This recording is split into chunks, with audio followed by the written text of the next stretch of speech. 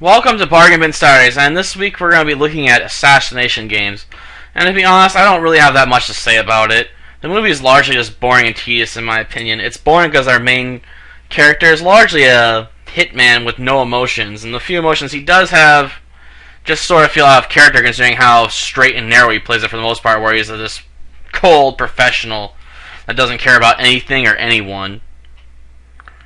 Our second main character, though, isn't that relatable either. Even though he's out on a mission of revenge because he personally wants to get this criminal that's been released by dirty cops in order to draw him in as bait, he's still not that relatable because, let's face it, he's an assassin that kills people for money. I mean, how many normal people are going to be able to relate to a guy that kills people for a living?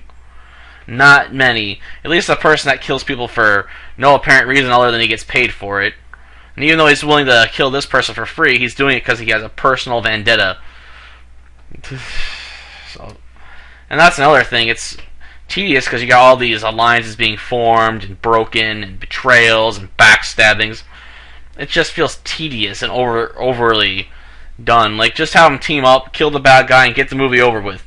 Instead, we have to deal with what, 3 or 4 betrayals over the course of the movie. Fights between the assassins, arguing over who gets to kill the guy. Fights between the cops and the criminals, trying to convince the criminals to work with the dirty cops to kill the assassin they hired to kill the criminals in the first place because he knows too much. Which is another thing. Even the criminals know that they're dirty cops. So what difference does it make? I mean, what difference does it do to silence an assassin who knows you're a dirty cop if you're not going to silence the criminal that also knows you're a dirty cop? And if no one's willing to believe a criminal that you're a dirty cop, why would they be all that more believing of a person that's a killer for hire? Which makes me wonder about the basis of the movie on its fundamental level. I also have to say I don't understand why someone would thought a movie about an assassin would be a good idea. Assassins make for great villains, don't get me wrong, because of their mysterious nature, but it's hard to watch a movie about assassins, because for the most part they have to be cold, ruthless professionals that have so little emotions that it's hard to relate to them on any level.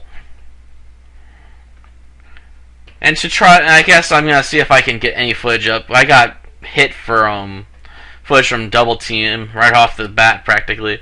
So hopefully I'll get away with the opening footage a little bit. Outside of that, I guess this is it. I don't have anything else to say about the game other than say about titles Assassination Games. So I guess it is a game, right? I guess there's nothing else really to say about it. It's just boring and tedious. A boring action movie. And it's boring because the heroes aren't interesting. And they're not really even heroes, are they?